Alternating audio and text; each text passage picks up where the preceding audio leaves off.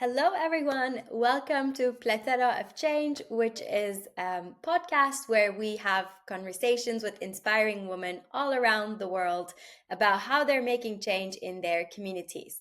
And today we have a very special guest who is a young activist and passionate about journalism, Milica Marković. Oh, hello. How are you? How are you doing? Good, good. Thank you for joining us. It's very nice to have you in this podcast. Thank you. Thank you for inviting me. It really means a lot. So, to kick things off, we would like to introduce you to our audience. So, could you please tell us how you would like everyone who's listening to know you without telling more about your background or your nationality or your identity as such? Yes, so I'm a young woman in my 20s, mainly having no idea what I'm doing with my life. But I love to enjoy a cup of coffee here and there all over the world because I really like to travel. I love books and I love reading women, and I prefer to actually choose books written by women.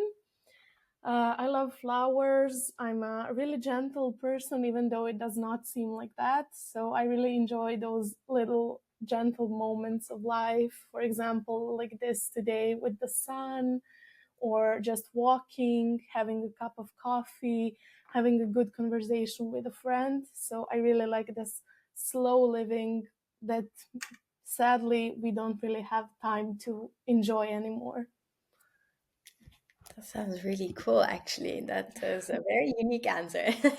um, so now that we know that you enjoy this slow life a little bit, that unfortunately we don't all get to enjoy anymore, could you tell us a bit more about who you are, where you're from, and what you do? So I'm actually studying communications and public relations in Niš. That's a town in southern part of Serbia. And I'm working for one media organization that is led by young people and for young people. So since I'm a young person, I have been involved in a lot of youth initiatives from high school up until today. But mainly in the past 4 years, I have been discovering journalism as a special kind of activism, even though many theorists of journalism would not agree with me. But I believe that fighting for truth to be published is a kind of activism. So that's my main, let's say, my main goal in life, to actually help people to see the truth beneath the things that are happening. And currently, I'm really interested in feminism as a way of living, not just as a way of activism. So, yeah, that's who I am behind all those nice things I said in the beginning. Oh, that sounds like also a super cool mission to have, right? Publishing the truth and making sure people actually know what's going on. And you mentioned you work for a youth organization. Could you tell us a bit more about how this youth organization is different from other media organizations and what is the mission here? Yes, it's different because there are mainly, actually, only young people below 30. So, from high schoolers to people who are studying or people who started working. And that's like the main difference from other media organizations in Serbia, because this is an initiative completely led by young people. And we try to give other young people what they are missing. So maybe learning about new topics, new movies, new culture, but also getting that political background of the things that are happening in Serbia, especially because young people have been in the focus for the past year. So we always try to search and find a different angle to the story so that people can actually benefit from us and not just rewrite the news that we already have covered on all our media outlets in Serbia. And also, we provide people with different workshops, for example, about fake news, media literacy, maybe marginalized groups, and how are they presented in media. And that's also one of the things that I'm doing for Fem Media. And that's actually one of the first steps how that idea got developed even. So yeah, it's different because we really try to understand young people and to see what they need from media and how to give them those news, because in this age you're constantly exposed to information, but you have to understand that information, otherwise you're completely unaware of what's actually going on in the world. Yeah, definitely, especially in this age where information is everywhere, right? It's important to filter out the right information and the good information and trustworthy ones from those that are maybe just sounds in the background, trying to distract from the main message and reality. And you also mentioned, if I caught you correctly, Fem Media. So could you tell us a little bit more about what Fem Media is? And I think that's an idea that you came up with as a founder. So what was that process like? Like, how did you come up with this idea for Fem Media? I was the creator of the idea, but I gathered young people who saw that something in our media is not okay when it comes to writing about women.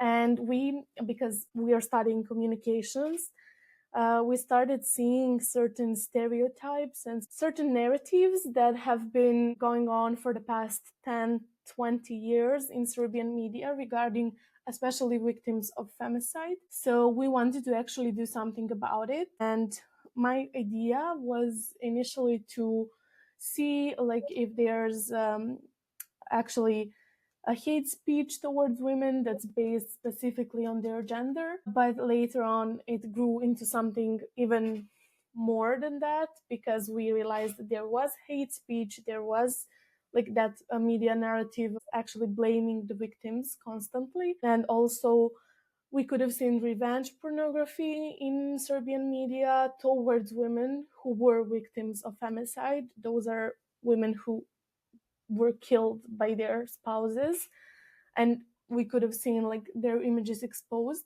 So we like realized there's a certain pattern, and we just didn't want it to be that way, because we were and we are women, and we want to live in a world who treats women the same way they treat men. So that was our first initial idea how we started. We created the page, and the page became very successful. People really liked the posts we were publishing, even though we were a little bit scared of saying how the things really are. And then we organized this huge conference last year in November, where we gathered around 100 people.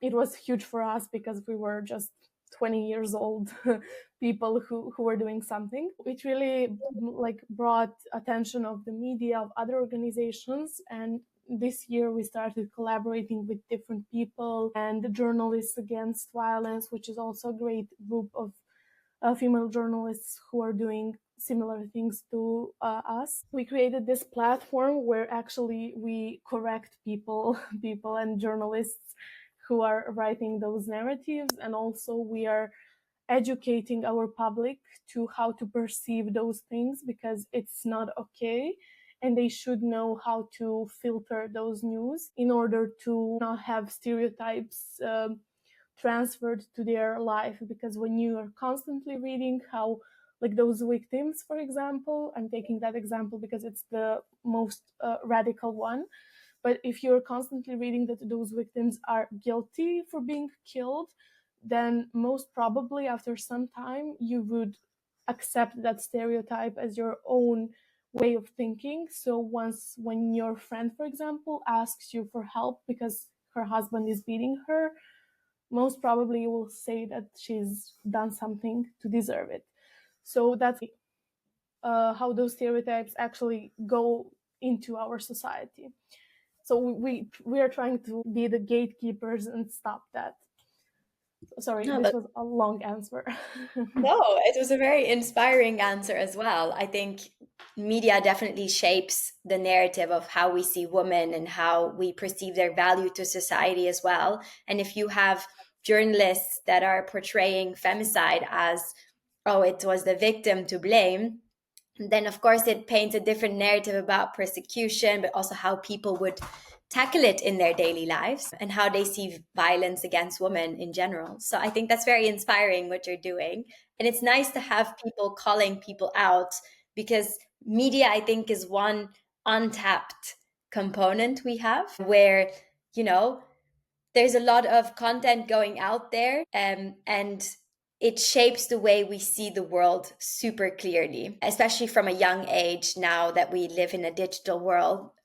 And we have not yet seen the impact of social media, and also with misinformation and disinformation upon the rise, how this creates polarization on certain topics. We're just seeing it now, right? With Exactly. feminist topics.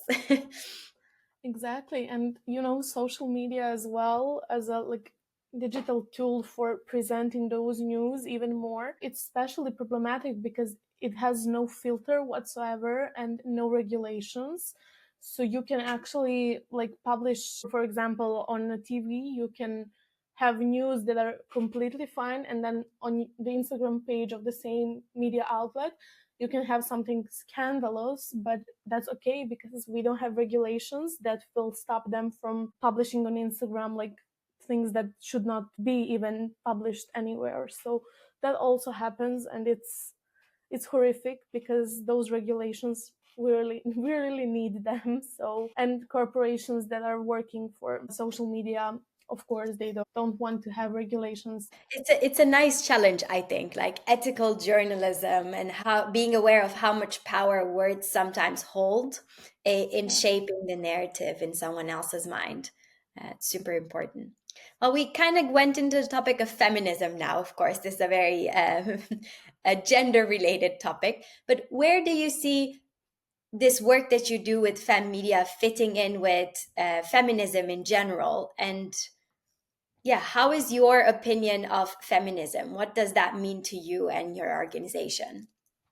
Well, to me, feminism is protecting women at all costs everywhere. So, in this way, I think that my work relates to feminism, especially at that line, because we are protecting women, and we are protecting their dignity, especially to the victims, but also to other women. We are showing them that they have someone who will be there for them to protect their identity, to protect their dignity, to protect them. But feminism for me is, as I said, a way of living. So it's also like the small things, and not accepting the misogyny as normal, and not accepting people insulting women just because it might seem funny. They are just insults, but they are calling it memes. I think no one will protect us, and we could have seen that throughout the history that no one didn't care about our rights. We only have each other. So in that way,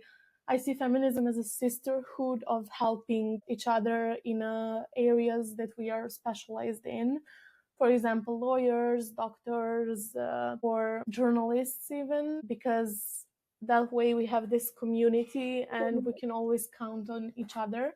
So that's what I'm also trying to do.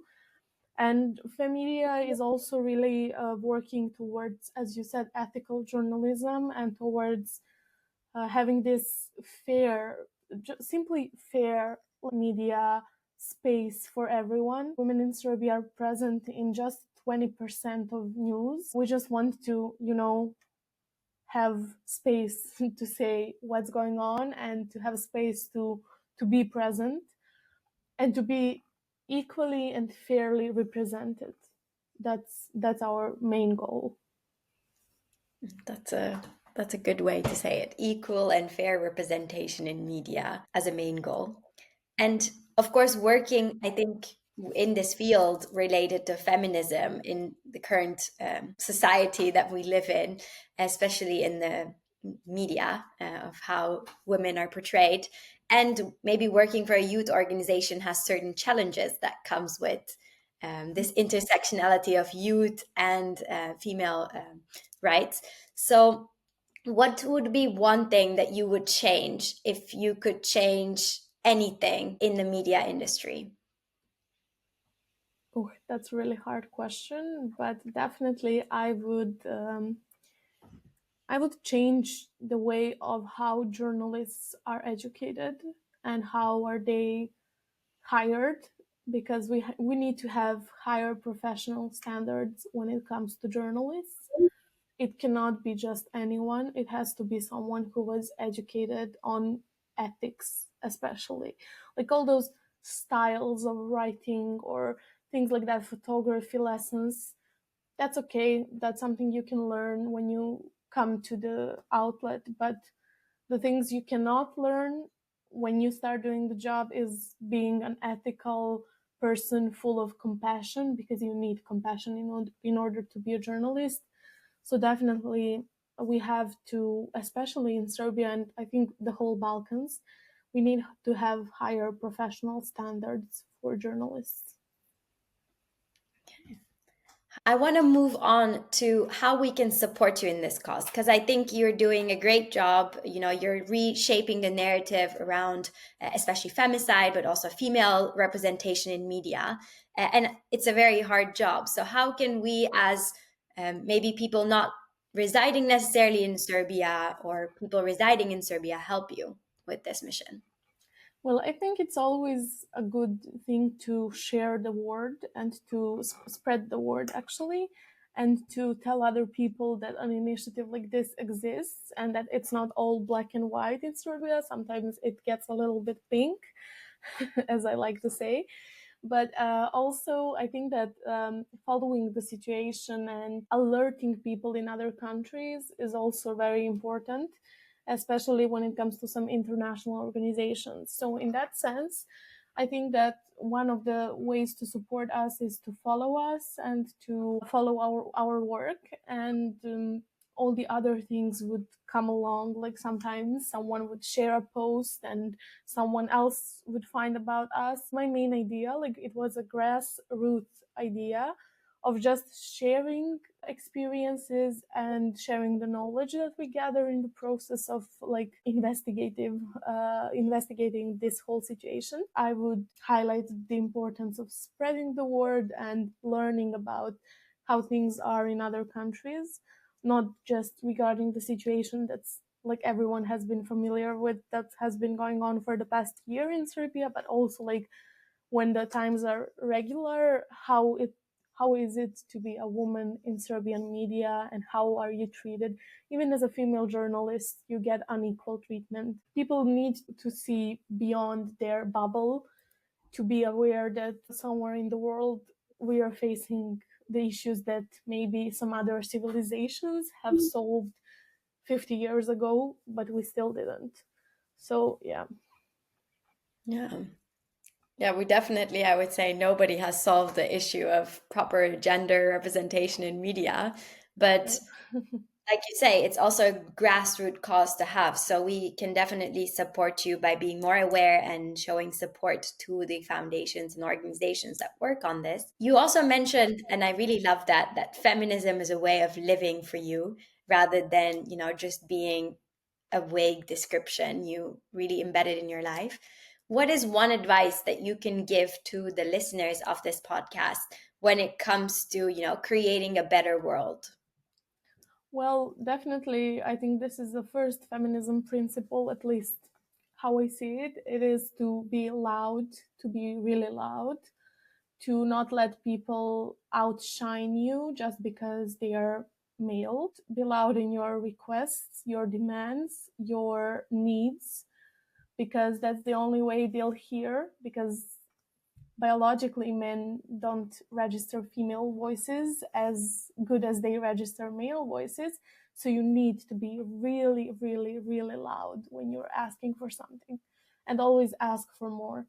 Whatever is the case, always ask for more, because there is more. They just don't want you to know it. So be loud and confident in yourself and don't hesitate to ask for more, because then you might get just more than what you are asking for. Perfect. And for all of the non-female listeners here, you can still support this, right? Because of course it's a two-way street, and changing a dialogue or a narrative requires everyone to participate in it. So be an ally.